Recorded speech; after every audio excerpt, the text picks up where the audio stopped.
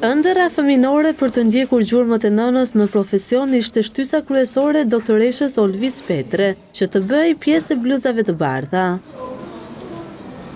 Tashmë për 27 vitesh si mjeke pneumologe, Olvisi ja ka dalë të realizojë dëshirën e saj, e teksa rikthehet në ato ditët e para kur i hyri këtij rrugëtimi, na tregon se porosinë e parë nuk ia dha nëna, por babai. E para, më thënë ka qenë sepse profesioni i mjekësisë është dhe profesioni i mamas time, por nuk ka qenë vetëm kjo arsye. Në vitet 90 për herë të parë u shpall që Fakulteti i Mjekësisë do pranojë studentët me konkurs.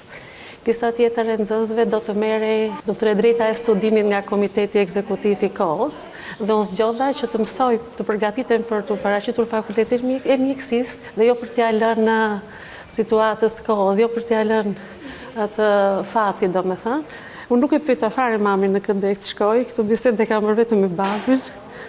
Dhe tha, shiko, mjekur gjithmonë mjek, edhe në luftë, edhe në burg, edhe në paqe, je mjek. Sakrificat që prej kohës së studimit i kujton edhe tani, ndërsa nga hapat për të arritur qëllimet, sidomos disiplinën e radhit të parën. Është më e vështirë se sa imagjinon kur je nxënës në gjimnas. Sepse ti nuk trembesh nga shkenca, nuk trembesh nga studimi, po volumi në mjekësi është maramëndës. Volumi, sasia e librave, sasia e kohës që ti do të rish mi libra, është shumë e madhe. Këtë gjë më ka thënë mamaja ime, që unë e kam humbur para një viti që mendoje mirë nëse do shkosh mjekësi, sepse duhet të bësh të ndenjurat kallo dhe bryllat kallo. Ashtu si për çdo grua në karrierë, edhe profesioni i mjekes ka sfida edhe më të mëdha se sa burrat, sidomos kur bëhesh nën. Për festat si 8 marsi, festat e 8 marsit është një ditë e zakonshme pune për ne. Festimi i festave nuk është vetëm për mjekun. Festat kanë një konotacion edhe në familje. Ka një ridhoj edhe në familje, se gjithë familjat përshtatet sipas punës dhe orareve të mjekut.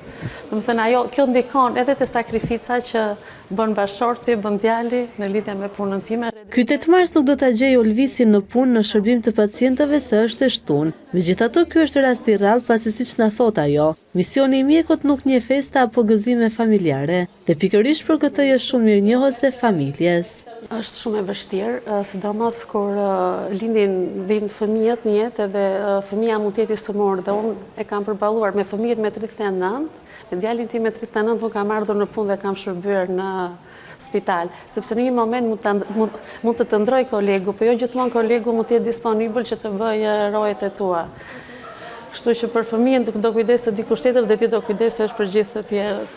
Është vetë puna. Për të gjitha gratë dhe vajzat, doktoresha Olvisi e ka një mesazh të drejtë për drejtë. Mesazhi im për të gjitha vajzat, po edhe për gratë, është që duhet jenë të pavarura. Të studiojnë, të punojnë që të jenë të pavarura, të bëhen gratë forta, të jenë intelektuale të zonja, të thonë fjalën e tyre. Profesioni i mjekësisë është dhe profesioni mamas time.